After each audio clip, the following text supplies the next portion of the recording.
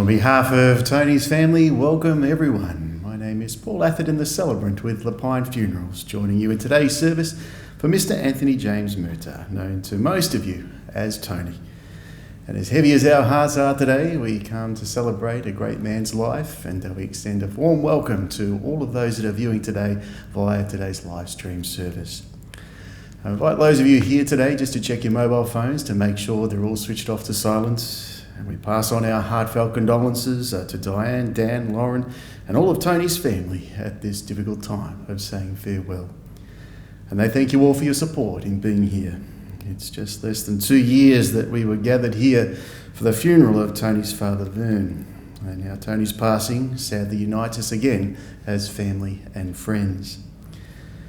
Tony was a loving husband to Diane, dad to Dan and Lauren, friend and like father-in-law to their partners, Steph and Tom, son to Nola, the late Vern, brother to Wendy, son-in-law to Wilma and Jim, brother-in-law to Stephen, Robin and Peter, uncle to Amanda, Nikki, Tom and Alana. And he was a good friend to so many over the years. Well, today is all about honouring Tony's life. We are going to reflect on his life story and later hear some tributes to him. Diane and the family have recalled all their great memories of Tony, and it is now my privilege to share with you their memories and Tony's life reflection on their behalf. Tony was born on the 21st of December 1955 at the Eildon Hospital in Ringwood to Nola and Vern Murtagh. Growing up with his older sister, Wendy. Tony was known by a few names throughout different stages of his life. He was Anthony to his parents and to his sister Wendy and Stephen. And to everyone else, he was either Mert, Tone, Tony, the Tone Ranger, Pat, Addie, Dad, and Mate. There's a few names to be known by there, isn't there? Now, Tony grew up at 17 Everett Road in Ringwood East and attended East Ringwood Primary School, which was right across the road from his house.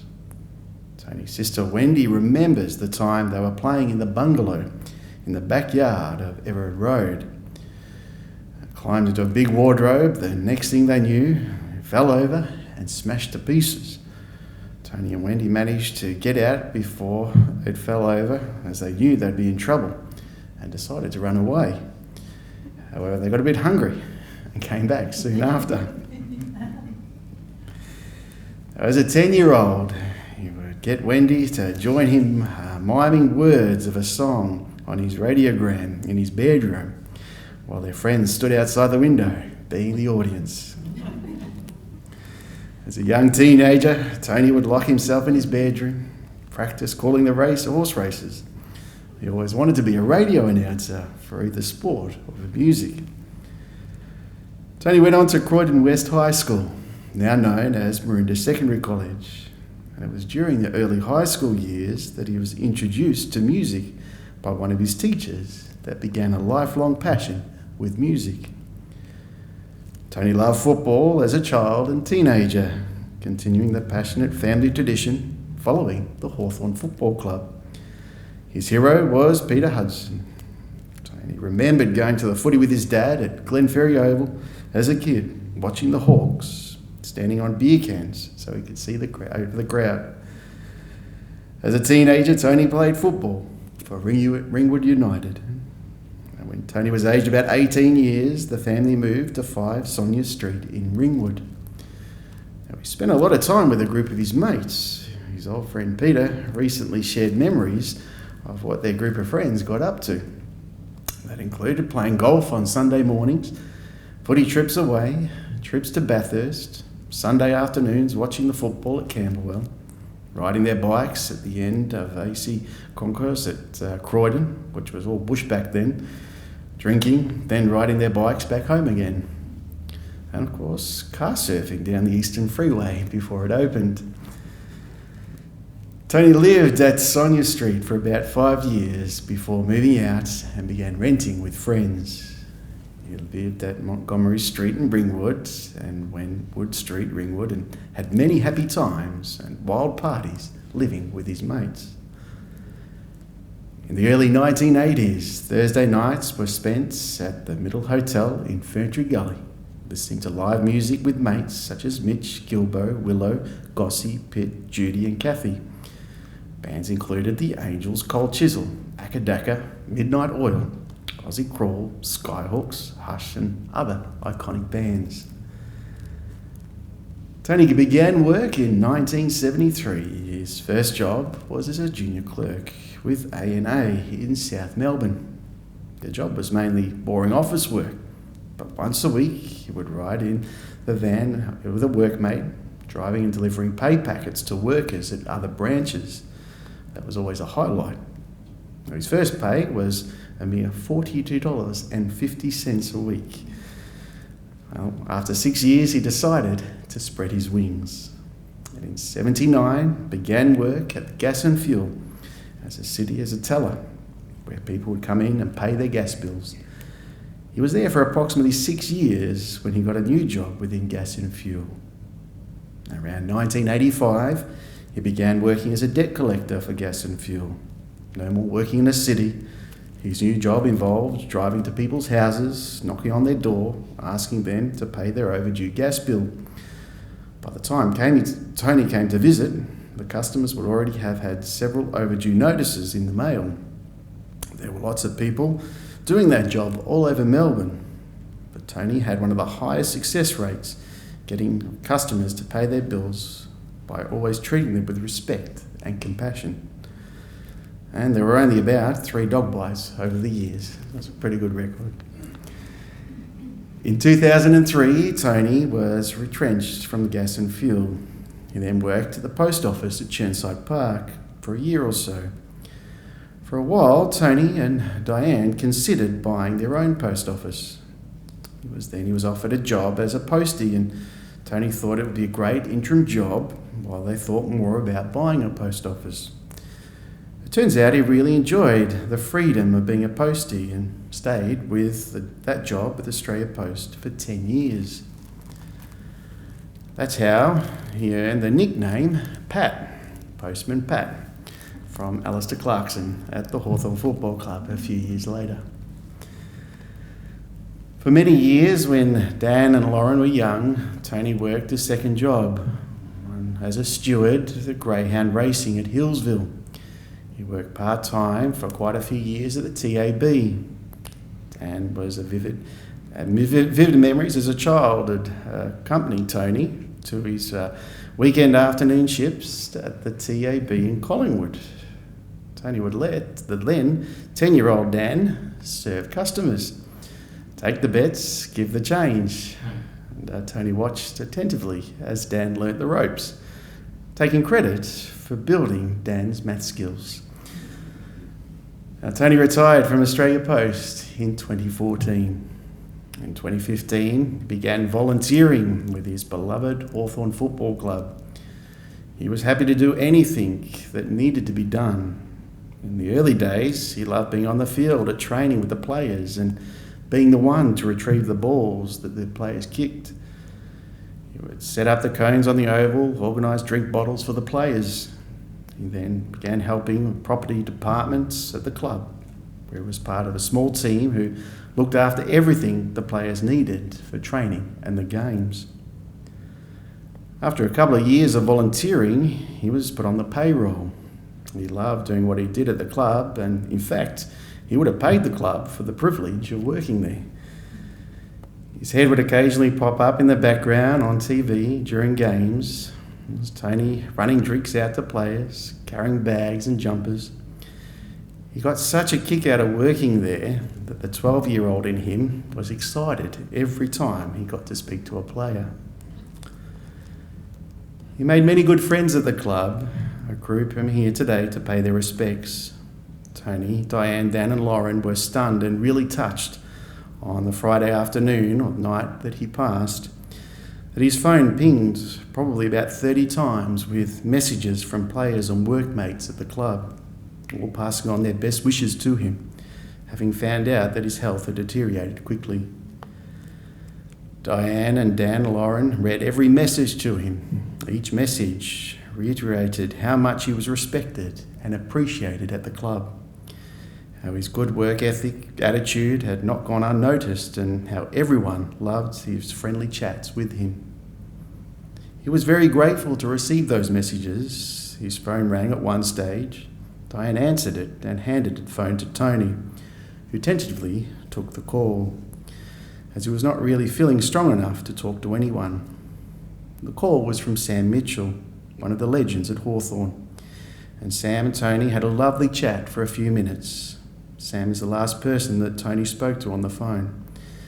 Diane, Dan, Lauren would like to take this opportunity to thank everyone at the Hawthorn Football Club for their wonderful support to Tony and the family throughout Tony's illness and his passing. Now let's go back to November 1982. Tony was asked to be groomsman for his friend Peter, who was marrying a lovely young girl called Kathy. At the time, Kathy was asking her cousin Diane to be bridesmaid. Kathy and Peter organised a dinner at a Chinese restaurant in Ferntree Gully a few weeks prior to the wedding, so that the wedding party could all get to know each other before the big day. Now, Diane remembers being at the Chinese restaurant when Tony, known as Mert to that group of friends, turned up to the dinner late, quite drunk and a bit merry, having come straight from the football. Now, Diane recalls thinking that he seemed a bit rough and really hoped she wasn't going to be partnered with him at the wedding. The wedding day arrived and Diane and Tony were partnered with each other. Tony was sober, charming, and there was an instant attraction. 8 months later, in July 1983, Tony and Diane were engaged. 9 months after that, on the 8th of April 1984, Tony and Diane were married at Bramley in Croydon. Kathy and Peter were in the bridal party. Tony was 28 years old, Diane just 21. And it was a beginning of a beautiful relationship lasting 36 happy years. Now, following their marriage, Tony and Diane lived at Sonia Street for 3 months while Tony's parents went to Queensland for the winter. And they rented a flat for 3 months in Heatherdale Road, Mitcham, right opposite the Manhattan Hotel. They bought their first house at 25 Heathwood Street in Ringwood, and at the end of 84, when they welcomed Dan in 86 and Lauren in 1989. In 1990, they moved to Kimberley Drive in Chirnside Park, where they have remained ever since, creating a warm, loving home and many, many years of great memories of Dan and Lauren growing up. Now, as an adult, Tony had a lot of interests. One of the hobbies that Tony and Diane shared was their love of entering competitions. Now, Diane remembers exactly how it all began. One morning, mid-1984, just after they were married, on a cold Saturday morning, Tony got up early to go to work at the Gas and Fuel in the city. It was an hour ride in, and he worked for 4 hours, and then it was another hour train ride home. While he was getting ready for work, they had 3KZ playing on the radio. Peter Byrne was ringing to play the music trivia game called 3 in a Row. Tony rang, got through, and had to name 3 songs that were being played. Of course, he nailed it, and for getting the answer right, he won $80. Now, they were amazed and thought how great this was. They had just earned more money in a couple of minutes than that whole morning at work. After that, they were hooked, entering all sorts of competitions. It's been a fun, challenging, rewarding hobby that they've shared and loved. Many of the prizes they've won over the years have been given to family and friends and donated to organisations for fundraisers. They were very lucky in 2015 to win a European river cruise, which was a wonderful holiday, visiting amazing places and making some very special memories. Tony loved trivia and was very knowledgeable about music trivia, and you always wanted him on your team. In 2014, Tony became involved with our local community radio station, Yarra Valley 99.1 FM in Woorolleek. He was the originating member of the Three-Headed Goat Show with Pete and Cass. For 2 hours every Thursday night, the three of them would banter, play great music, have a lot of fun. They gained quite a following from the listeners. These were great days. There was one memorable show held on Christmas night 2014 where the microphone was left on during a Meatloaf song, and you'll hear some of that a bit later on. Tony also had his own radio show called Choice Cuts, where on Wednesday night he would play 2 hours of music that he loved. He'd be drawn to the B-sides of records. He enjoyed playing the lesser-known songs of the bands that he loved. One cute story was when Diane organised a group of friends to go and see John English play at the Palais Theatre in St Kilda. This was a few years ago, and Tony came too. John was showcasing a group of young local musicians. It was called The Rock Show. A few of you will know that Diane loves providing lolly bags for any occasion. She put together bulging lolly bags for everyone, packed them into 2 larger bags, which Tony carried into the Palais. Security guards were checking everyone for drugs and alcohol and pulled Tony to one side because he was carrying so much stuff. Well, Tony had to convince them that he was not hiding anything illegal. The only terms that he had was an assortment of lolly bananas, Jaffas, mustics and chocolate frogs. Tony had 3 main passions in life. One was his family, which we will talk about later. Another passion was music. He loved the Beatles. As a 13-year-old kid, he carefully cut out newspaper, magazine articles about the band and stuck them into scrapbooks. 2 of his Beatles scrapbooks on the table, if you'd like to have a look. You can see how much love and care he put into compiling them. As he grew older, he especially loved Bob Dylan, Joni Mitchell, amongst other favourite artists, and more recently got into Frank Zappa. A favourite Aussie songwriter and singer was Dave Warner, who Tony was fortunate enough to interview on his radio show, Yarra Valley FM, a few years ago. And you'll see a photo of Tony and Dave Warner during the slideshow. Tony attended the Sunbury Festival in 1973. There's also a great photo of that in the slideshow. Another passion was the Hawthorn Football Club. He was a member of the Hawthorn Football Club Historical Society and always hoped he'd be able to spend more time volunteering with the society.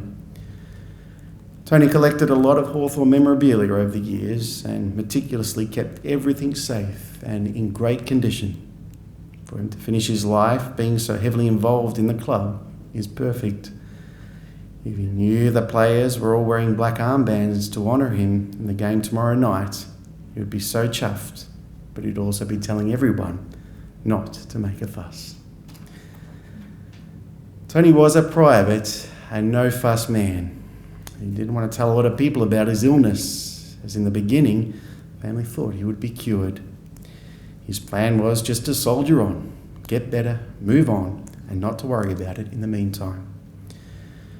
Tony, Diane, Dan and Lauren did enjoy one last short holiday together in September last year. Just before Tony got sick, they attended Amanda and Sam's lovely wedding in Queensland, and a photo from that day is on the back of your leaflet. In October last year, Tony began to have trouble swallowing. Tests confirmed he had had cancer of the esophagus. He had 5 weeks of daily radiation, weekly chemotherapy during November and December. Christmas was very low-key. On the 5th of February, he had an esophagus... Sorry, I knew I was going to struggle on this word. There we go, we heard it. Which was a huge and invasive operation on his esophagus and stomach area. That surgery has a 12-month recovery period, but after a few weeks, Tony was feeling good. He was back on track. He was eating well, going for walks, and life was good. A few issues arose. In May, his surgeon gently gave the sad news that the cancer had returned. It was aggressive, and Tony had only a few months left. Tony's health continued to deteriorate, and 2 weeks later, on the 27th of May, they were told it was only days left. Sadly, their surgical team couldn't believe how quickly the cancer had spread. Tony passed peacefully at their home, in their bed, surrounded by Diane, Dan and Lauren at 12:43 a.m. on the 3rd of June 2020, with a fairly obscure but relevant Led Zeppelin song playing in the background. It'll happen very quickly in the end, but Tony fought so hard to beat the illness, and his family are so very proud of him for being so strong until the end. During Tony's illness, they have been surrounded by wonderful family and friends who have been incredible support. They are very grateful for the daily messages, love and care that they have received, and of course the gifts of chocolate for Diane, which have been very important. Special thanks goes to the wonderful surgical team at the Alfred Hospital and to Kate, the cancer coordinator, for her care during Tony's treatment. His family will be forever grateful for your friendship, your compassion, positivity, knowledge with such a caring and warm attitude. And we thank you, Kate, for being with us here today. Years ago, Tony was asked to complete a form which asked the question, what are your greatest achievements? And Tony's answer was a long and happy marriage to Diane and raising our beautiful children, Dan and Lauren, who are both intelligent, caring, and have a great work ethic. Tony has been such a wonderful dad. Right from the beginning, he and Diane shared nappy changing duties, bathing babies. It was never a chore for him to do any of that stuff. He just loved being involved. One of the things Tony enjoyed most was spending time with each Dan and Lauren at the end of the day. When they were sleepy, he would read to them. From about 2 years old onwards, Dan loved Thomas the Tank Engine, and Tony and Dan would snuggle up in Dan's bed and Tony would read Thomas the Tank books and other stories for Dan for at least an hour every night.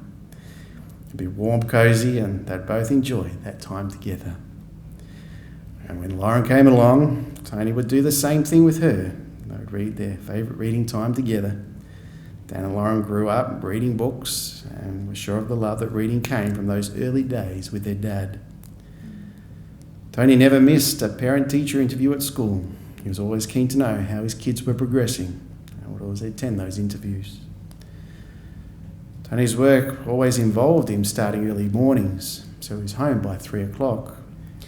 This enabled Diane to work at her job in Ringwood, happily knowing that Tony was home for Dan and Lauren at school.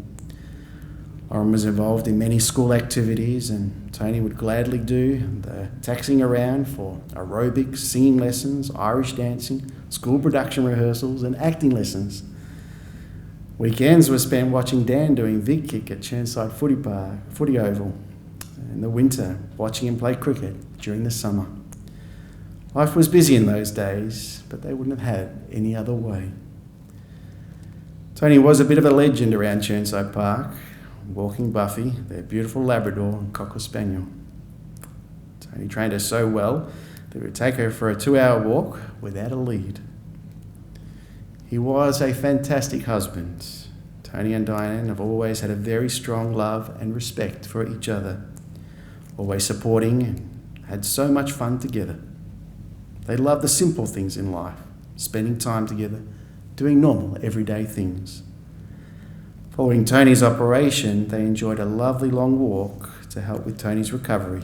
Those walks continued until Tony's health deteriorated. They were both so proud of the family they have created. Dan and Lauren have grown into warm, intelligent, caring adults and continued on with their soldier-on attitude that Tony and Diane have taught them. This has particularly shone through during these past weeks as they have watched their beloved dad get sicker and sicker. They both moved back home to be with Tony and Diane during Tony's last days and didn't leave his side, spending every last precious moment with him. Tony, Diane, Dan and Lauren have always been an incredibly tight, loving foursome, and that love will forever continue. It was a great comfort for Tony to know that both Dan and Lauren have their own support network. Dan has his beautiful little Steph by his side and they make a great team. Lauren has recently become engaged to Tom and they are a strong, loving man. Tony really appreciated that before Tom proposed to Lauren, Tom asked Tony and Diane for their blessing. There's a lovely photo of Tony and Tom having a socially distanced handshake. Both Steph and Tom have been a great support during this time, and we thank them and their families for being with us and sharing in the family's sadness. Tony was always very firm with his plan. He and Diane were able to retire early. He had too many stories of people retiring and then passing before they had time to enjoy their retirement years. Tony and Diane had some great plans for the future. They're looking forward to many more years together. They were hoping to take a trip to Ireland next year, to buy a house on an acre or two in the Yarra Valley, with a big room for Tony to display all his football and music memorabilia. They're also going to get a new dog, but unfortunately that long retirement wasn't to be. However, if Diane had to choose between quality of years and quantity of years, she would choose quality, and Diane is very grateful for the wonderful years that she and Tony did have together. And she will still get a new dog. Tony has left this world a proud husband, a proud dad, knowing his family will continue on living life with the love and the strength that Tony has shown them. And we thank Diane, Lauren and Dan for those beautiful memories of Tony. Certainly so much love shown in those memories. Well, we're now going to continue to pay tribute to Tony, and I'm going to invite his daughter Lauren for her special tribute.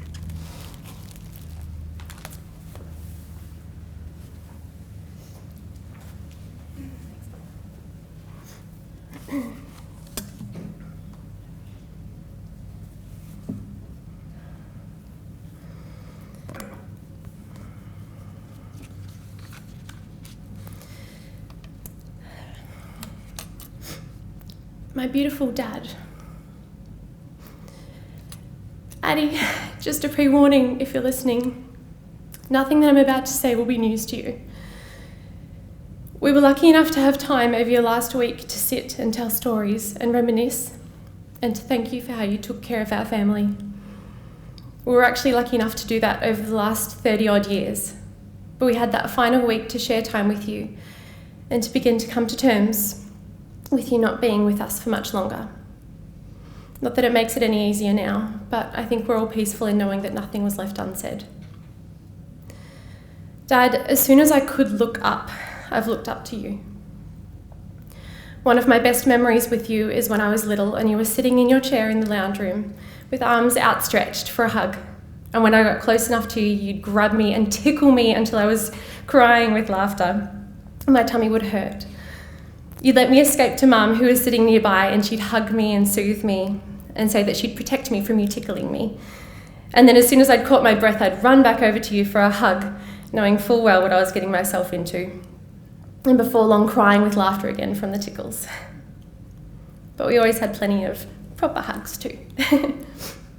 Then before long, it would be time for bedtime, and you and Mum would tuck me and my little toy dog Spotty in under the doona, and we'd say to each other, "No night, sweet dreams, see you in the morning." And then you and Spotty would talk to each other and say, "Ruff, ruff, ruff, ruff, ruff, ruff, ruff." That ritual went on for longer than I'd probably care to admit in public. Dan and my childhood was full of music. Between Mum's Bat Out of Hell and your Penny Lane, there wasn't a day that went by in Kimberley Drive that didn't involve music. With you, Dad, music was with you right to the end. When the rest of your body was starting to tire, just a few days before we had to say goodbye, your fingers were still tapping out the beat to Beatles songs. You and Dan unknowingly tapping out identical rhythms. Dad, I feel so robbed of the time that we were supposed to have with you. All the occasions that you're meant to be at, and the experiences that we were going to share. The people that I feel so desperately sad for, though, are the people that don't even exist yet. My kids and Dan's kids deserve to know you and to play and to laugh with you, to have their own version of you, their own memories with their pa. That's what breaks my heart the most, that I won't get to show my kids how great their pa is. They'll know you from my own memories that I'll share with them, and plenty of videos and photos. And you'll be honoured in every occasion and will be constantly spoken about. I know that you and Mum joked about having a cardboard cutout at Tom and my wedding next year. You may have to settle for some photos and some of your favourite music, but we'll find a compromise. You and Mum told us a story recently about when you were both on the houseboat at Bonnie Doon with friends early in your relationship. The girls were all in inflatable donuts on the water, and Mum started to drift away from the boat. She was waiting for you to jump in and come drag her and the donut back in towards the boat and to safety, but you didn't want to jump in and get wet, so she had to work her way back into the boat herself. But within an hour of this happening, your thong fell into the water, and quick as a flash you put down the drink and dove into the water to save it, because apparently, well, they were your favourites. Family was a huge priority for you.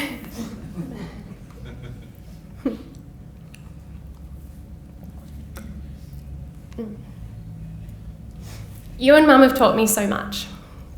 2 phones are better than 1 when you're calling up for a radio competition. Luck is something that you create yourself, and love is something that you can absolutely believe in.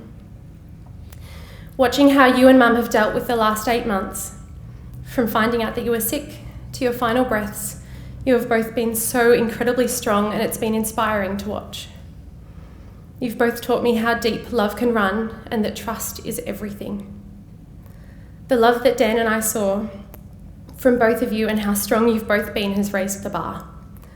I looked up to you both already, but throughout all of this, my respect, admiration, and love for you both has just hit a different level altogether.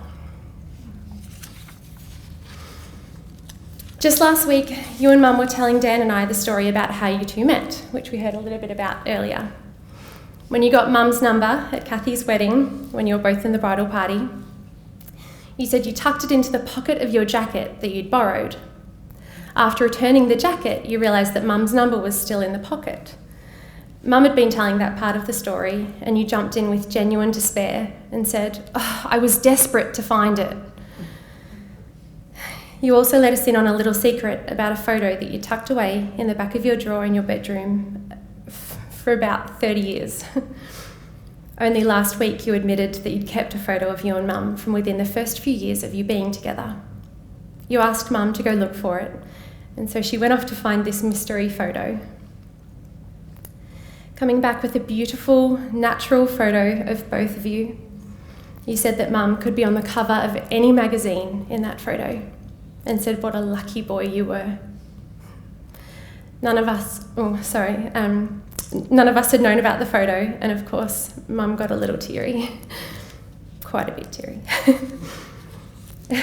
That same day, just last week, Mum was reminiscing to us about her dress-up 21st birthday party.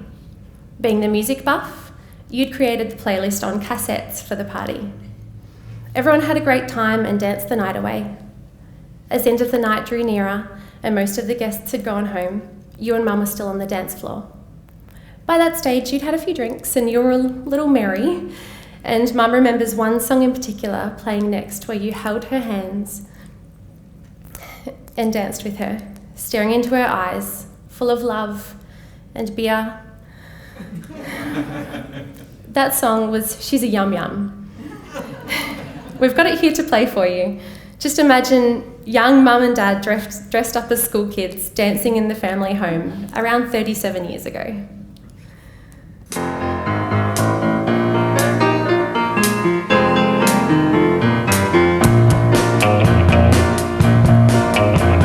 Sweeter than a honey can be to your tom-tom. That little girl of mine, she's a yum-yum. One sweet taste of her lips makes me run, run.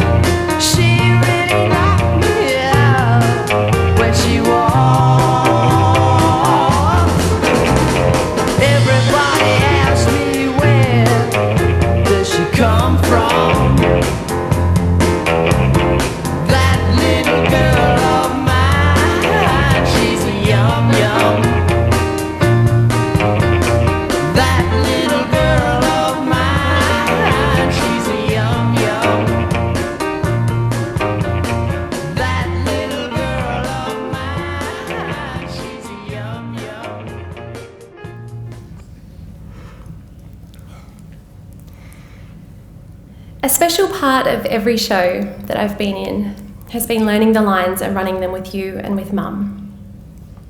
Every show in high school and every show since then, you and I have sat in the lounge room in Chertside and run lines together. Whether I had 2 lines or I was the lead role, you would sit with me and patiently spend hours correcting and prompting me. You had nowhere else that you'd rather be, or at least that's the way that you made me feel. You were a frustrated performer yourself, and we spoke about being in a show together one day. It breaks my heart that it's one more thing that we won't be able to share together. There are so many things that I still want to experience with you, Dad. I want so badly for you to be at Tom and my wedding, and for you to walk me down the aisle and to have our daddy-daughter dance as we both imagined. Within all of this, though, it wasn't even having you there on the day that was most important to me. I was most looking forward to our dance rehearsals in the lead up to the big day. You and I both knew that we wanted the dance to be fun, and our dance practice would have been so great. Shutting ourselves away in the rumpus room in Chertside and working out when to click and when to turn. I wanted to share that special performance with you.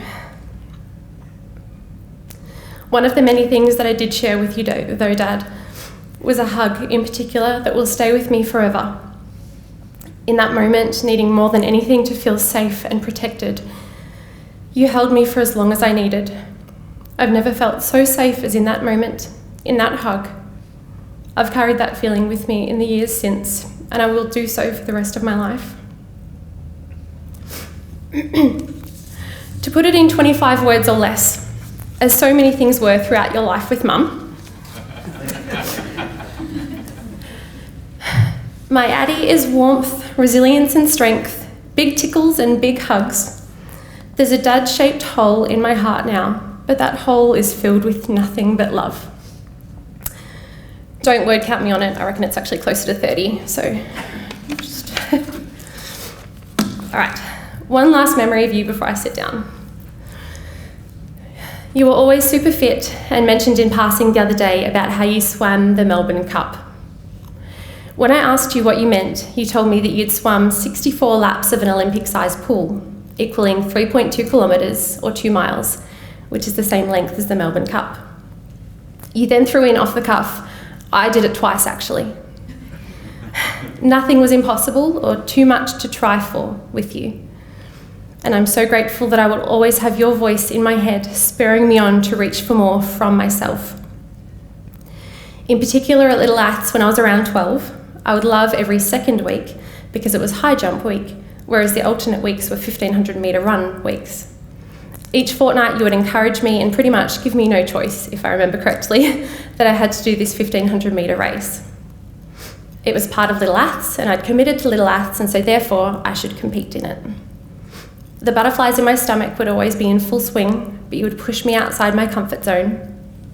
And every single time, once the race was finished, I would be proud that I'd been involved. Plus, I could always hear you calling out from the sidelines, "Come on, Laurie!" which would always push my little legs to move even faster. So, with that in mind, I was thinking about how I could really honour you today, Ad. Once you could see I'd committed to an idea, there was no getting out of it with you. And so when I thought about singing for you today, I could feel you not letting me back out of this one either. So here we are. This is for you, Dad. I won't say it's my last song for you, because there'll be plenty of others that I'll share with you over the years. But this one is one of your favourites.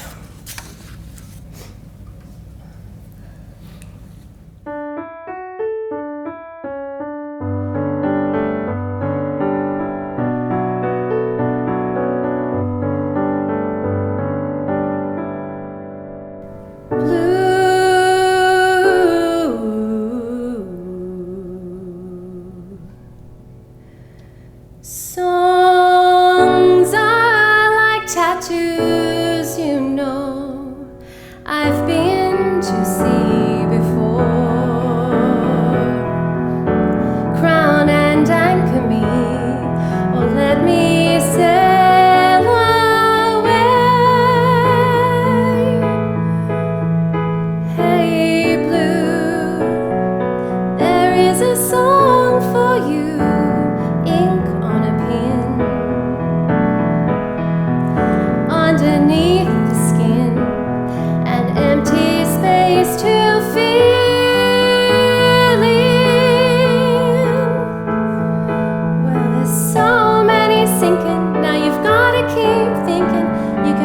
through these waves.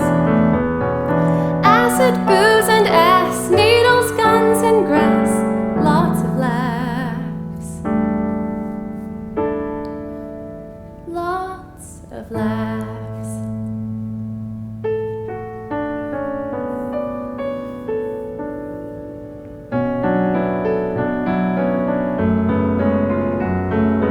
Everybody's saying that hell's the hippest way to go. Well, I don't think so, but I'm gonna take a look around at the blue. I love you.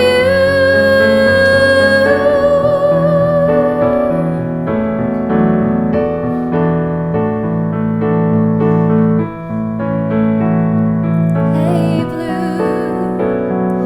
There is a shell for you. Inside you'll hear a sigh, a foggy lullaby.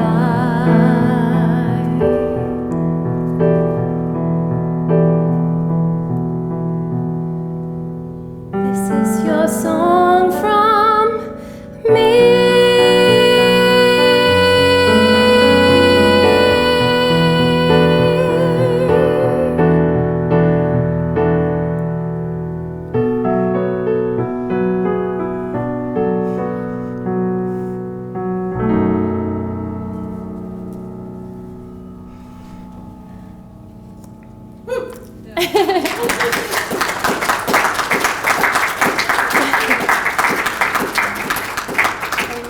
Just for one last time.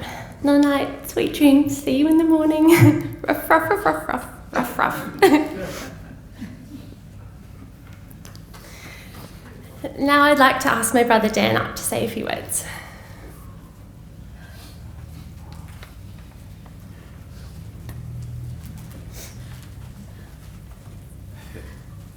Pretty hard to follow that.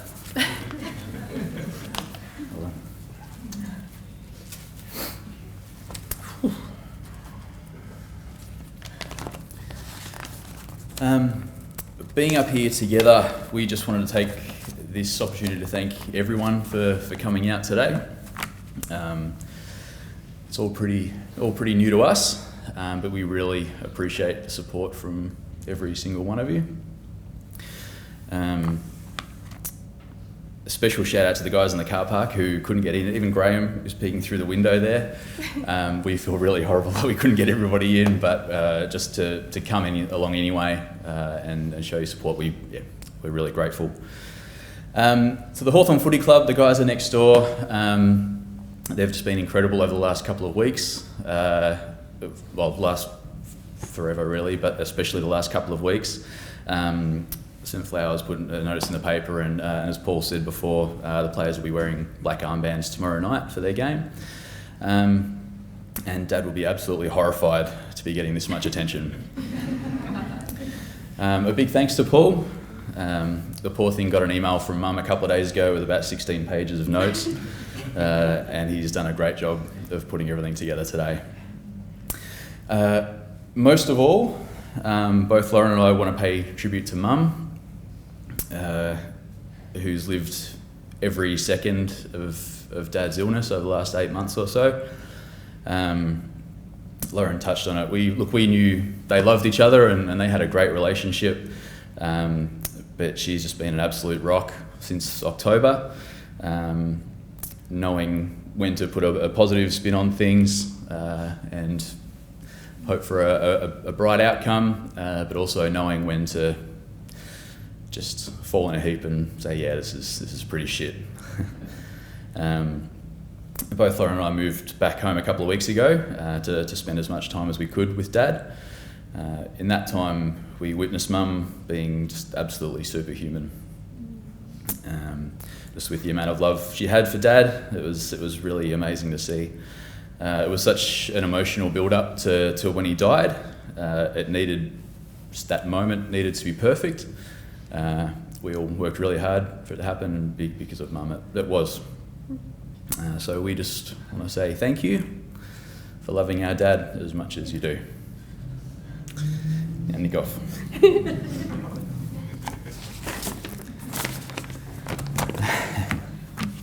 Now, I'm not singing.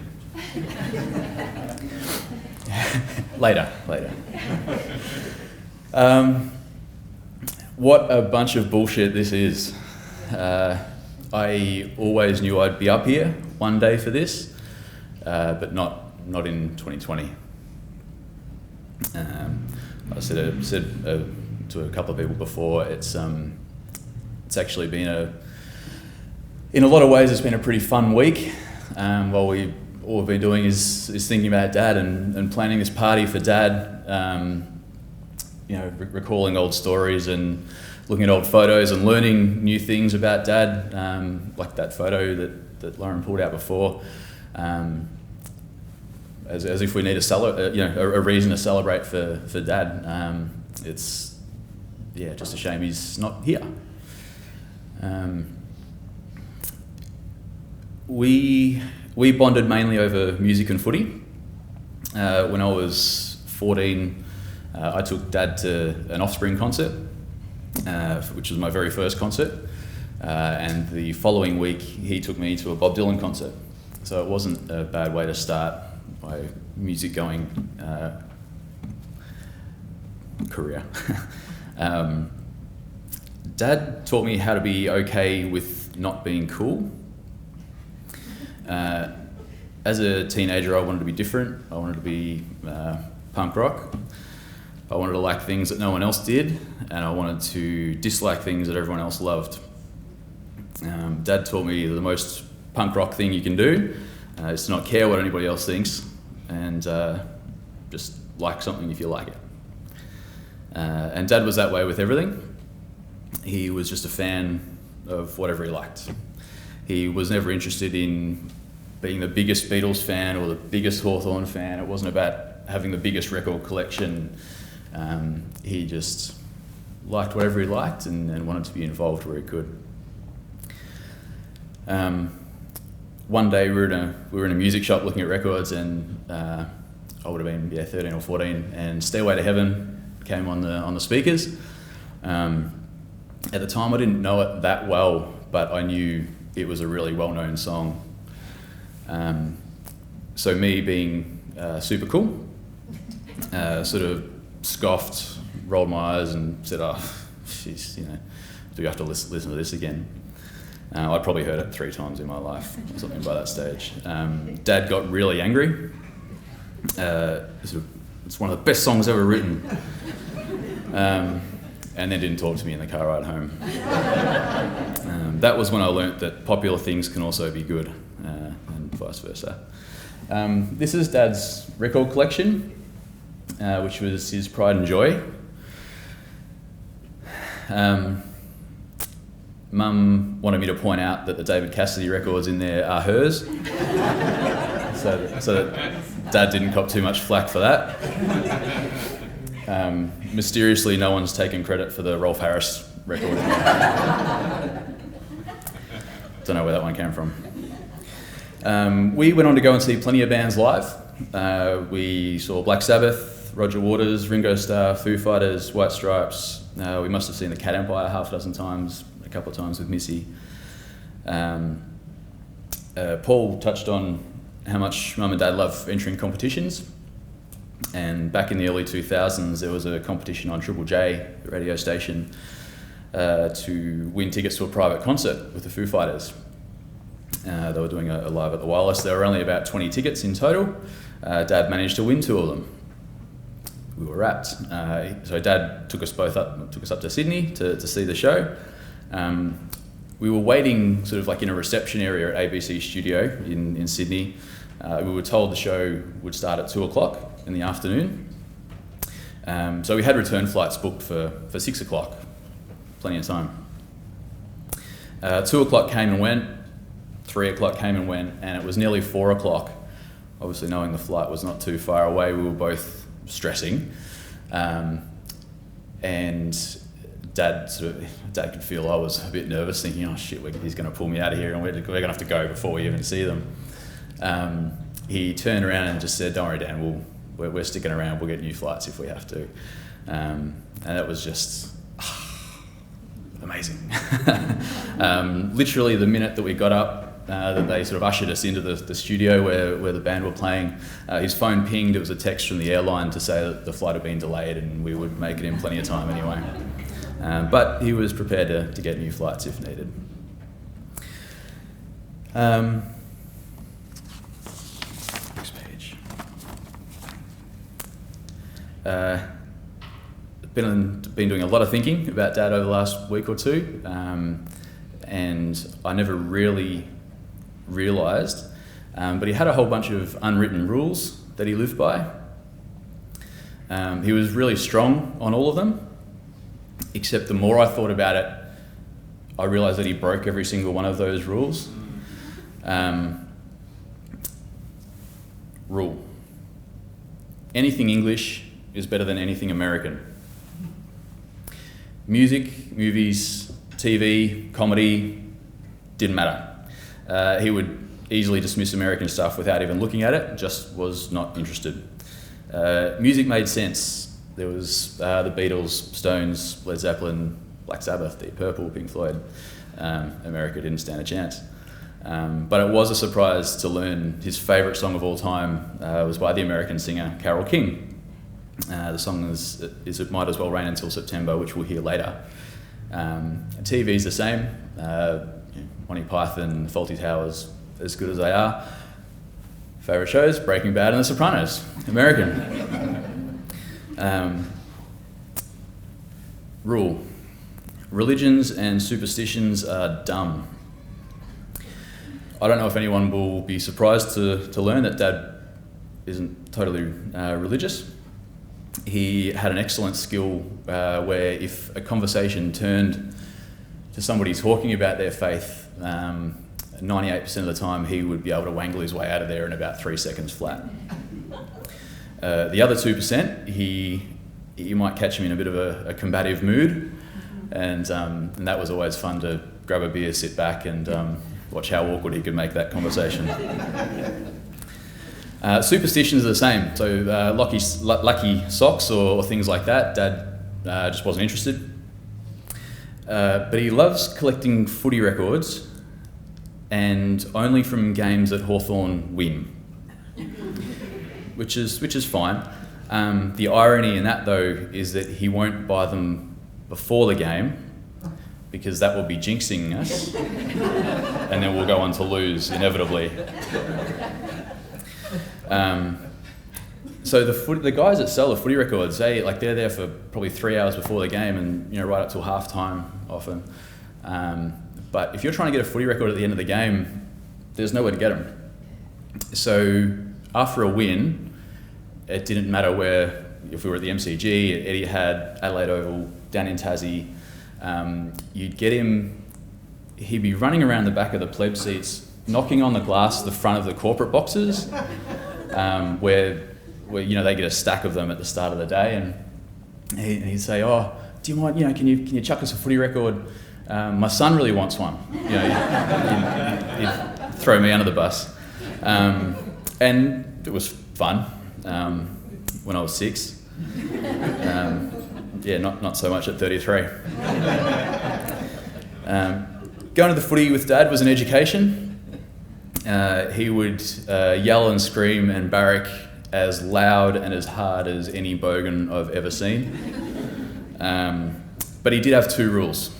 Again, he was pretty strict on these.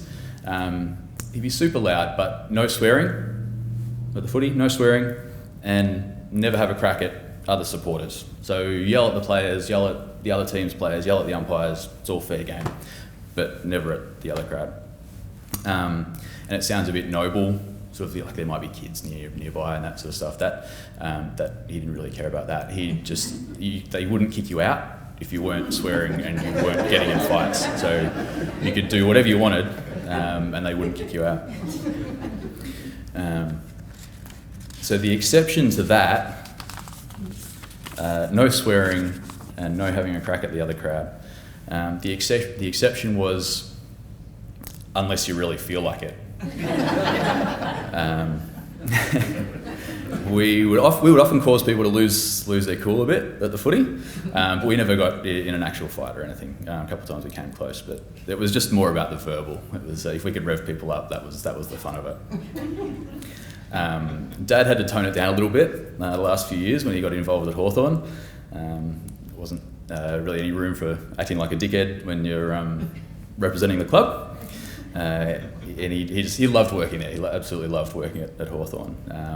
The guys just through there, every single one of them were great mates of his, and he just loved every minute spent there. Loved walking through the door. It was just a massive thrill. As Lauren and Paul said, he's just like a big kid. So there were times, we'd be working at games and having a kick on the MCG, before the game started, and it was a bit surreal. It was a grown-up version of the old fit kick days on Saturday mornings. Dad would take me down there in the middle of winter, and the fun of kick to kick with Dad was always special, no matter where it was. The main thing Dad taught me was, I think, how to be a good man. The rule was to be strong and capable, but never cruel. I think it's pretty fair to say that's a rule he never broke.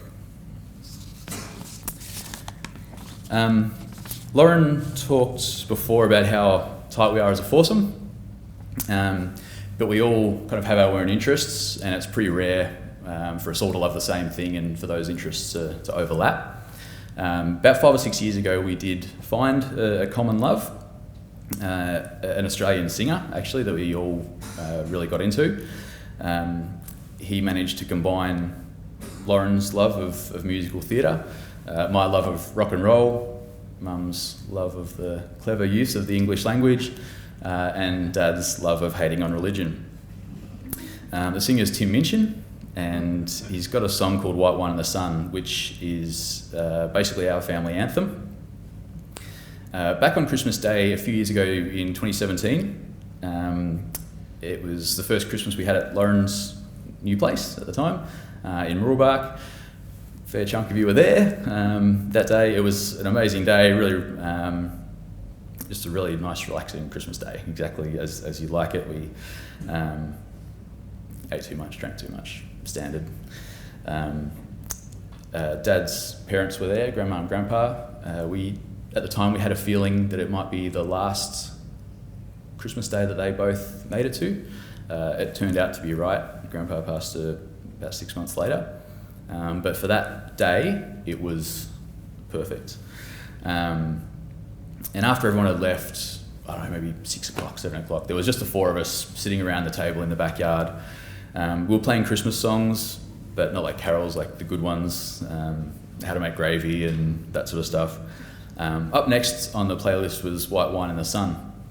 We all knew the song at that time, and we weren't really sort of talking much by that stage. We were just kind of relaxing and listening to the song.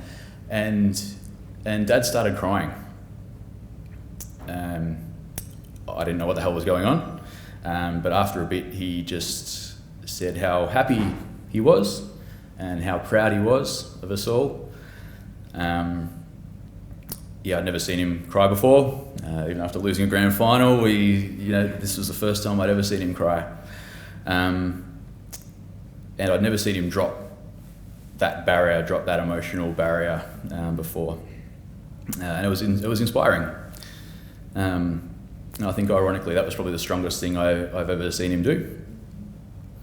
I think probably for all of us, it gave us permission to be more vulnerable with each other or to each other, which brought us closer together.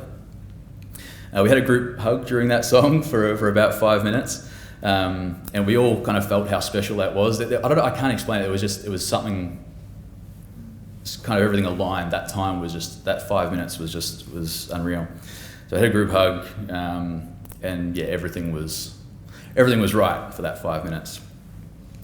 And after that, we never really spoke of it again. It was something that we all treasured, but wasn't something we talked about a lot. We didn't play the song a lot. I think we probably felt that it would have cheapened that moment a little bit if we overplayed that song. But last week when Dad was in bed and he wasn't going to get up again, we were all there with him and we played it. We played it again. But this time it was us three that cried. So White Wine in the Sun is the first song in the photo slideshow that we're about to see. I've given enough of a background of the song, so what I might do is hand it over to Dad to introduce officially.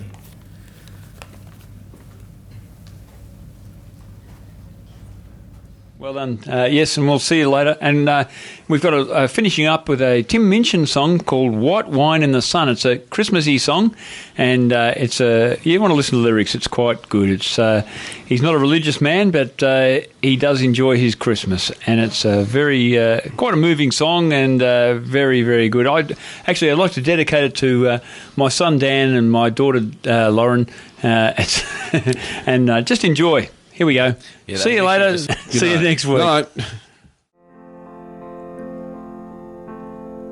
I really like Christmas. It's sentimental, I know, but I just really like it. I am hardly religious. I'd rather break bread with Dawkins than Desmond Tutu, to be honest. And yes, I have all of the usual objections to consumerism, to the commercialization of an ancient religion, to the westernization of a dead Palestinian press ganged into selling PlayStations and beer. But I still really like it.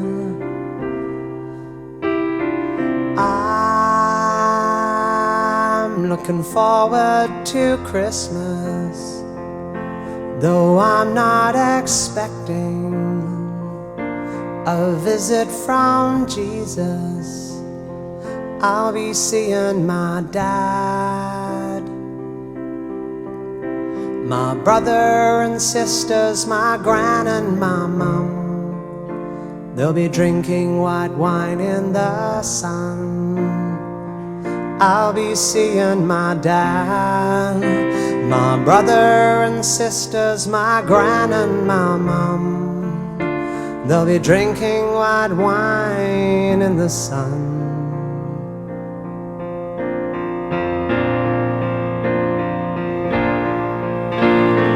I don't go in for ancient wisdom. I don't believe just 'cause ideas are tenacious it means that they're worthy. I get freaked out by churches. Some of the hymns that they sing have nice chords, but the lyrics are spooky. And yes, I have all of the usual objections to the miseducation of children who in tax-exempt institutions are taught to externalize blame and to feel ashamed and to judge things as plain right or wrong. But I quite like the song.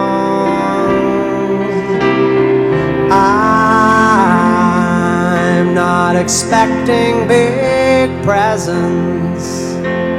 The old combination of socks, chocks and chocolates is just fine by me.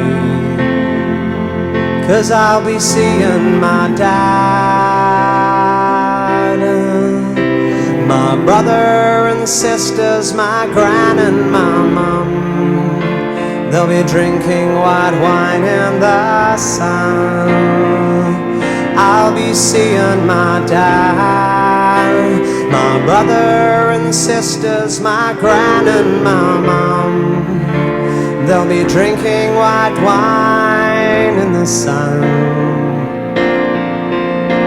And you, my baby girl, my jet-lagged infant daughter, you'll be handed round the room like a puppy at a primary school.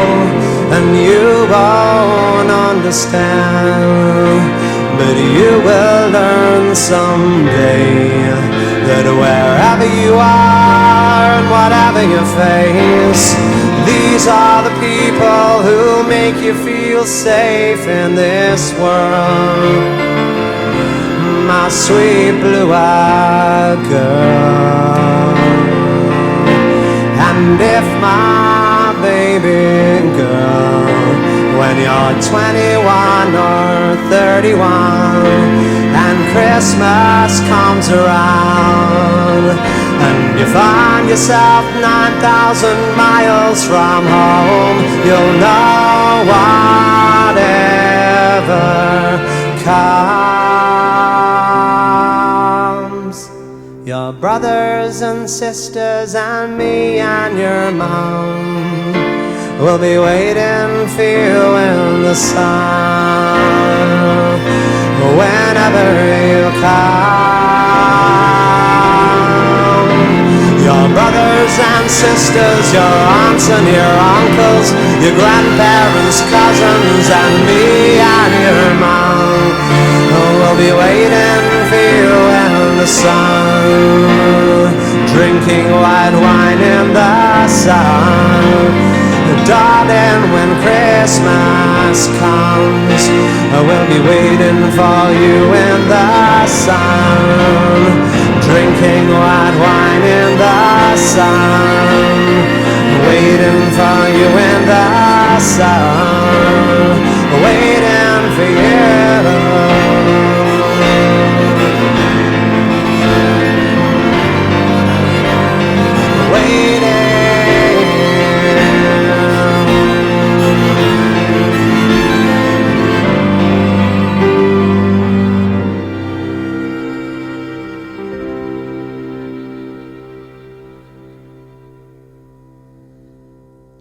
I really like Christmas. It's sentimental, I know.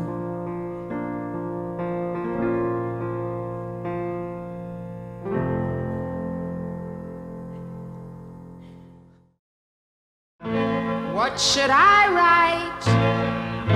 What can I say?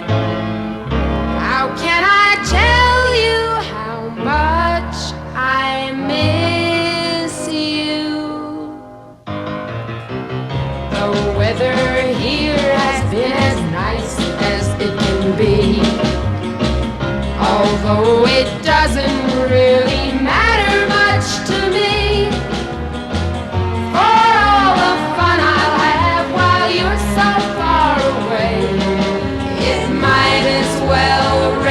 Until September,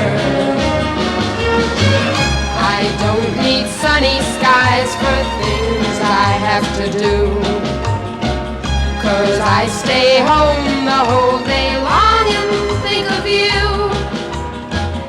As far as I'm concerned, each day's a rainy day, so it might as well rain until September.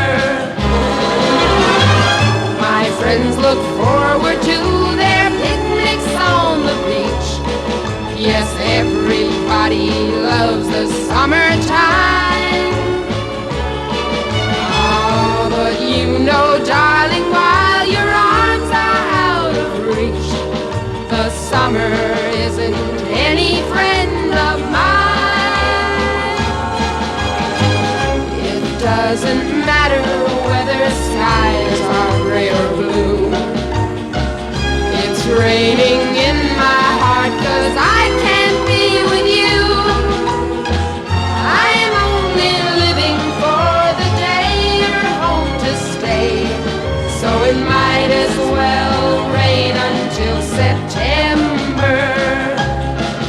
September, September.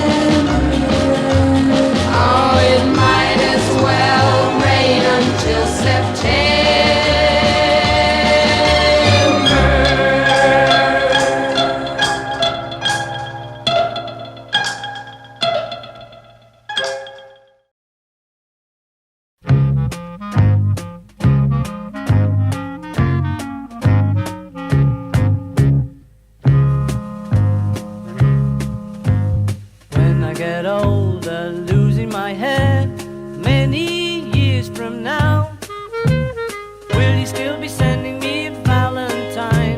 Birthday greetings, bottle of wine.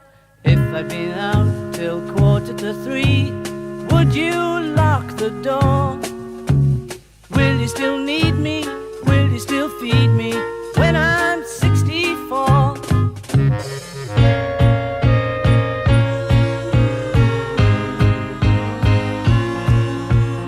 You'll be older too. And if you say the word, I could stay with you. I could be handy mending a fuse when your lights have gone. You can knit a sweater by the fireside. Sunday mornings go for a ride, doing the garden, digging the weeds. Who could ask for more? Will you still need me? Will you still feed me when I'm 64? Every summer we can rent a cottage in the Isle of Wight if it's not too dear. We shall scream and say, grandchildren on your knee, Vera, Chuck and Dave. Send me a postcard, drop me a line, stating point of view. Indicate precisely what you mean to say. You're sincerely wasting away. Give me your answer, fill in a form, mine forevermore. Or will you still need me? Will you still feed me when I'm 64? Hoo.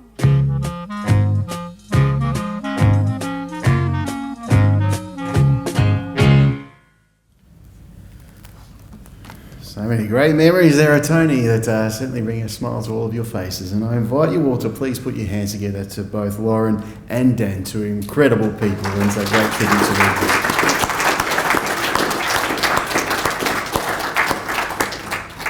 There is no question that Tony would be so incredibly proud of you both honouring your dad today. We've got a few written tributes which I'm going to share with you now, and this first tribute is a memory from Kathy and Judy from the early 1980s regarding the pub days at Ferntree Gully in the early 80s. The last dance of the night, usually a slow dance, Please Don't Go by KC and the Sunshine Band, or Stairway to Heaven by Led Zeppelin. But for some reason, Tony usually didn't dance the last dance. When Tony met Diane at Kathy and Peter's wedding, all spruced up in a suit, looking like and behaving like the perfect gentleman that he really was, sparks flew between them that night. Tony had the last dance with his special girl. He must have been saving himself for Di, and he danced the rest of his life with her. When he met Di, he immediately gave up his wild days, and with the boys just because he knew he was on a good thing. Tony was never too loud, obnoxious, always gentle, quiet, with a wicked, dry sense of humour, and we loved him very much. A message from Dan's girlfriend Steph, and this was several days before Tony passed. Hi Tony, I don't know what to say, but I love you, I miss you so much. I promise to take care of Dan as much as I can. You've been so welcoming of me, and I was looking forward to maybe being your daughter-in-law one day, if Dan ever makes an honest woman of me. No pressure, Dan. Thanks for everything, with much love from Steph. And we thank Steph for that. In the final days of Tony's life, when he didn't feel like speaking on the phone, many friends and workmates texted him. The following is a small sample of the many messages Tony received, mainly from the staff and players at the Hawthorn Football Club. And just on a side note, from Diane, Tony would hate to think we were boring everyone today by reading out these messages, but Diane, Dan and Lauren want to share their pride of how much Tony meant to everyone. So please bear with us just that little bit longer. And they go, "Hi Tony, I am very appreciative for all you do around the club. Lots of what you do goes unseen, but we certainly doesn't go unnoticed. I appreciate you hitting me on the chest with your nice lobby kicks. I enjoy our little chats at most mornings. Keep fighting. Hey Tony, just wanted to get in touch and let you know you're a bloody legend, mate. Love how much you've contributed to the club. Best wishes. Hey Tony, so sorry to hear the news, mate. I am absolutely devastated and I'm going to miss you. Thank you for making me feel welcome when I first arrived at Hawthorn and have always loved our chats and banter over the last few years. You always look forward to speaking to you and seeing your face when I see you at the club. Hi Tony, a loss for words and so sorry to hear. Thinking about you, the family, appreciate everything you've done for me over my career. Hi Tony, I really appreciate all you've done for us boys in the club. Most of your work flies under the radar, but you play a huge role. I'm really grateful and everyone appreciates the work and effort you've put into all 46 of us. Cheers. Howdy Pat, recalling the great times of the Hawks and how you we always played everything sorted for the boys with never any fuss or complaints. You're a jet.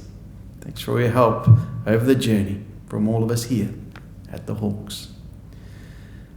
And these messages were to Dan after Tony passed. I just want to let you know how devastating it is to hear about Tony's passing. We had all hoped he would win the fight. He was a true gentleman and I enjoyed working with him very much. I don't really know what to say other than your father was a lovely, true gentleman.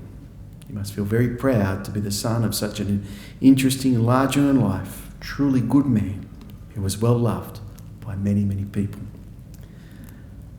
Just wanted to send my love and support to you and the family in this difficult time. Your dad was one of the kind-hearted, friendly men that I've met in my footy journey, and he will be so greatly missed.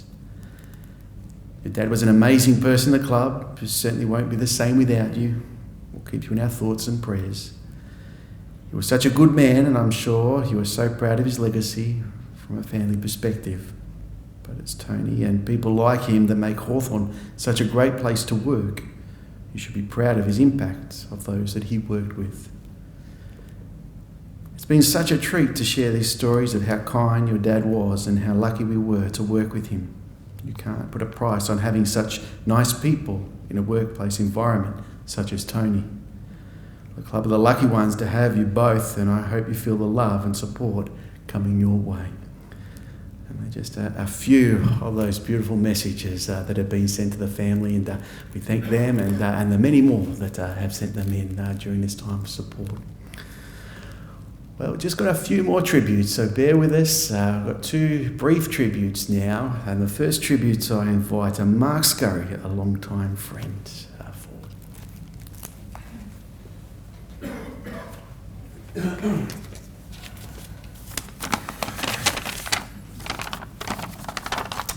Thank you. I'm privileged today to say a few words in honour of Tony. I had the pleasure of knowing him as a work colleague for many years, then as a friend. Also a strange combination of older brother, younger uncle, fellow music fan, I would say fellow footy fan, but he's Hawthorn supporter and I'm Geelong, so not that. And some weird combination of the above. So when Dan asked me and the family asked if I could talk, that was easy. I first met Tony working at the Croydon Hotel in 1994 in the Tab. As was mentioned, he was doing a part-time job there. I was my only job at the time.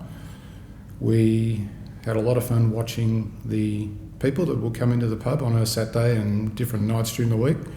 An interesting cross-section of humanity. All the things about Tony that have been mentioned, I pretty much found out about very quickly.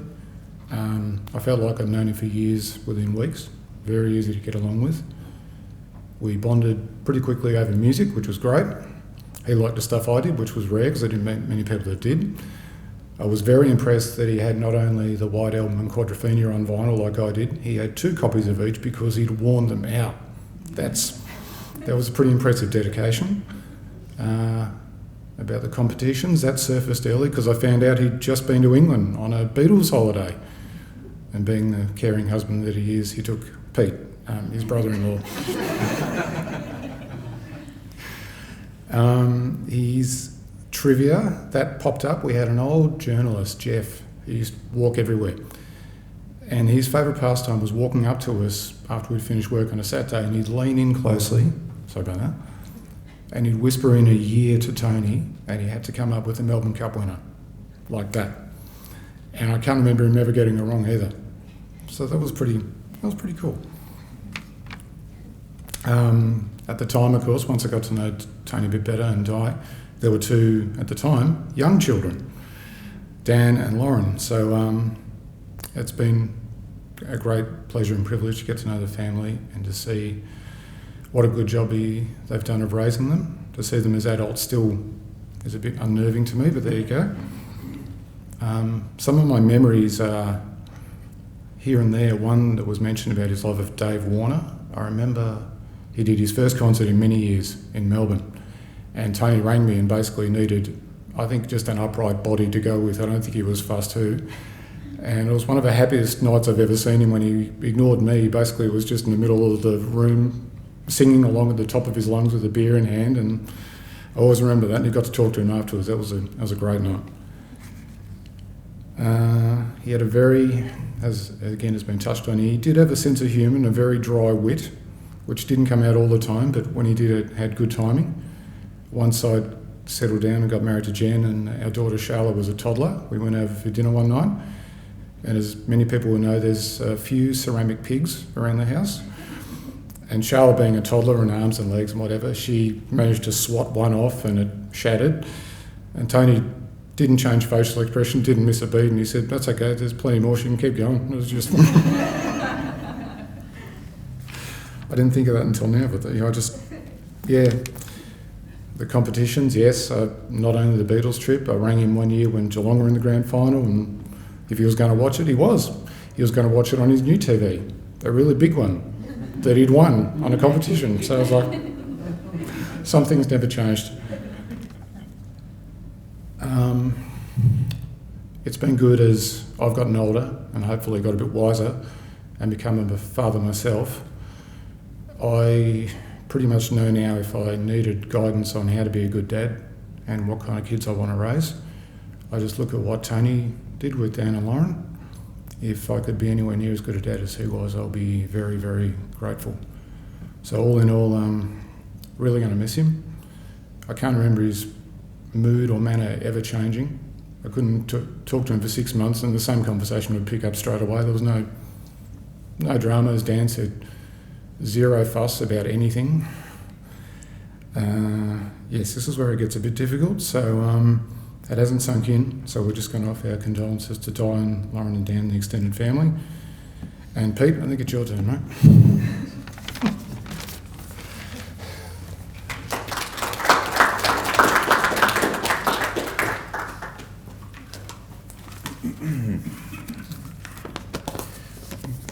The big letters, so won't take too long.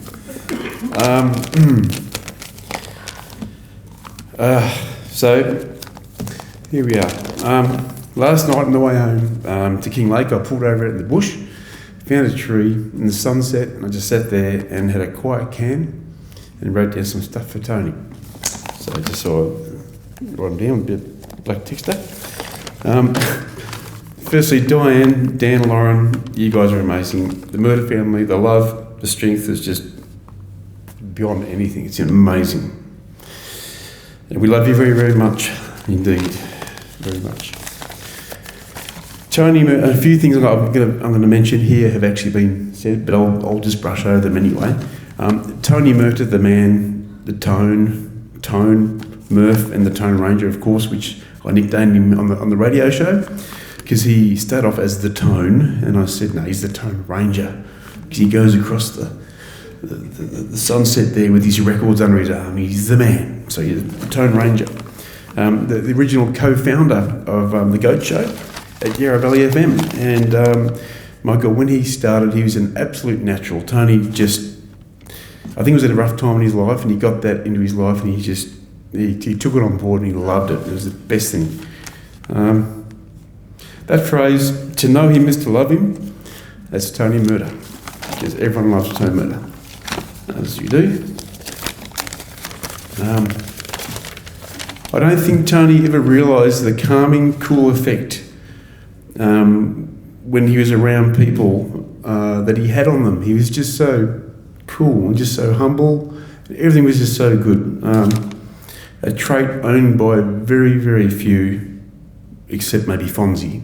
And that's it, because Fonzie was very cool. And Tony, because I was young, I grew up, I looked up at him, and he was my mentor. Besides my dad, he was my mentor. He was my younger dad mentor with the music and all the stuff that we had. And I always tried, and when you're 14, you're young, you're trying to work out what sort of a bloke you want to be. And Tony had this magnificent laugh.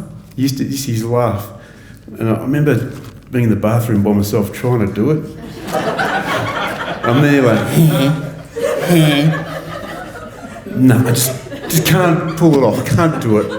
I can't be Tony Murtagh. So that was really weird.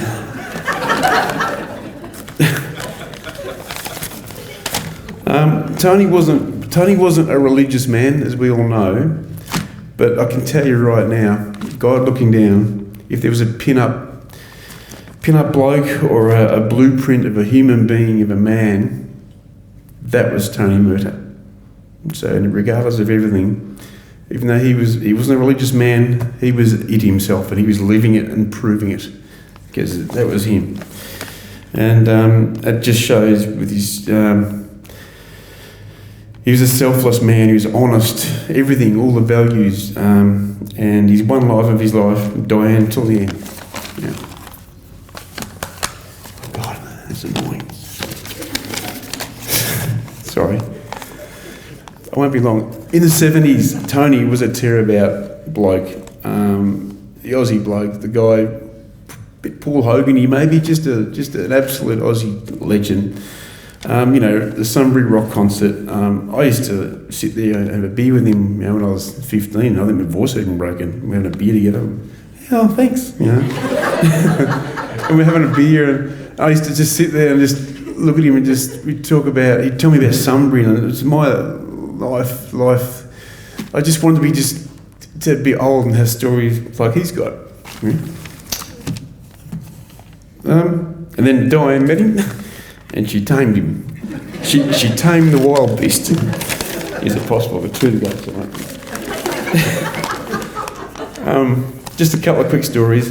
Lovesy, my best mate, and myself babysat Diane Tony's house in Heathmont many years ago. We were probably 13, 14, and they went away. So Nick and I had run of the house for 2 weeks. So we discovered this record. I'm sure there's like tenfold that. I'm sure there's a lot more than that. And Nick and I spent 2 weeks laying on the floor just with Tony's awesome record player and pinching Tony's beers, getting quietly pissed, and enjoying his music. And that's where I cut my teeth, which was on music, which was the Hendrix, the Stones, the Doors, all that classic stuff. And at my life, those 2 weeks with Nick Loves at their place, just my life turned upside down, because I grew up with Dad with Elvis, so I love all that too. But this stuff was a different thing as well. It was so cool. In closing, music trivia. Sorry, a quick one. So we went to a music trivia night years ago with Di and all these guys, and we had the best night. And Tony was there, and it turned out that they said if you jump up on stage, the first person jumps on stage, you get massive points for your table. Tony's he had a few under his belt, and he sprung up and he gets on stage and sings the Big Bopper, "Hello, baby," and he did the whole song, and he absolutely nailed it. Oh my God, I couldn't believe it. It was just wow. So yeah, that was that. That's nearly there. So in closing, Tony won the trip to to the Beatles trip, and we had the best time. Thanks, Di, for letting me go. I'm the little parasite brother, and I just like had a ball. And with the stuff we got up to, and it's all on video. Like in the dying days, Tony I think watched it 3 times. I'd love to see it again one day. So we had a great time in England. We didn't remember much because that English warm beer, it knocks you about. Last one is Tony never aged. He's forever young. My legend, my hero. And your name is tattooed on my heart. Thank you. Thank you very much.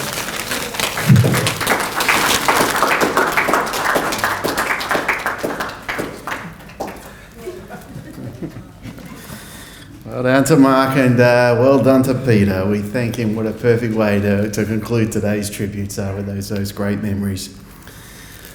Well, as I mentioned earlier, so much love has been shown today for Tony. Our service is soon to draw to a close for him. I'll take this opportunity before I finish in today's closing words to thank all those that are viewing today via the live stream.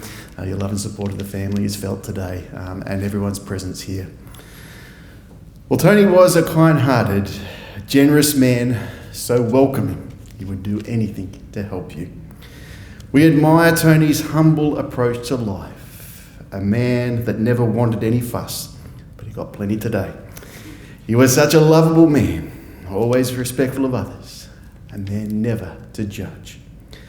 A hard-working, a loyal man, Tony has paved a great life for his family. A loving, devoted husband to Diane, they have shared 36 wonderful years of marriage. They are true soulmates. He was a loving, supportive dad. Dan and Lauren completed his world.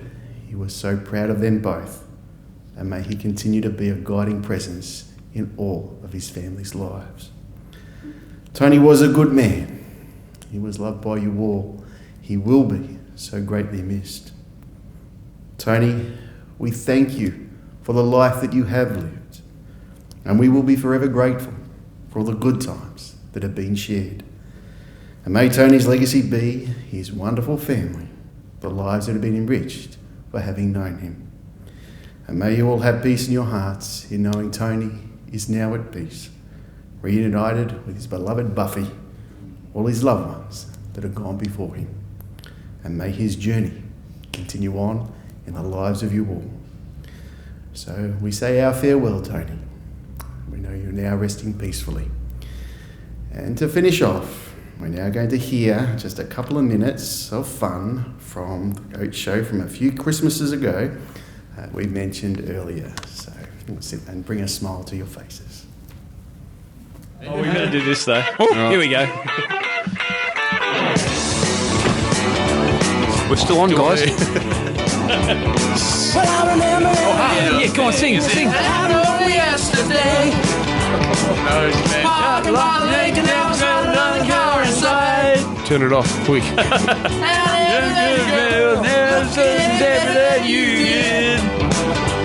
And all the kids at school wishing at me at night. Really sorry, guys in the valley. I'm really sorry. So sorry. He's missing it up. Oh my gosh, this is so bad. They glow like the metal on the edge of a knife. Glow like the metal on the edge of a knife. Come on. Woo. Hold tight. Come on. Hold tight. Meatloaf may sound good after this. Oh, it's cold and lonely in the deep dark night. It's like Simon Garfunkel. Paradise by the dashboard light. Ain't no doubt about it, we were doubly blessed. Cause we were barely 17, we were barely dressed. Hello. No doubt about it, baby gonna come and shout it. Ain't no doubt about it, we were doubly blessed. Cause we were barely 17 and we were barely dressed. Oh, shop, shop, shop, Go,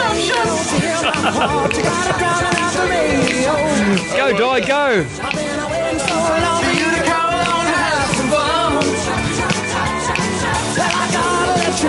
No, you're never gonna regret it. Open up your house, I got a big surprise. You'll feel alright. It won't make you move. All right. Let her rip, don't read it.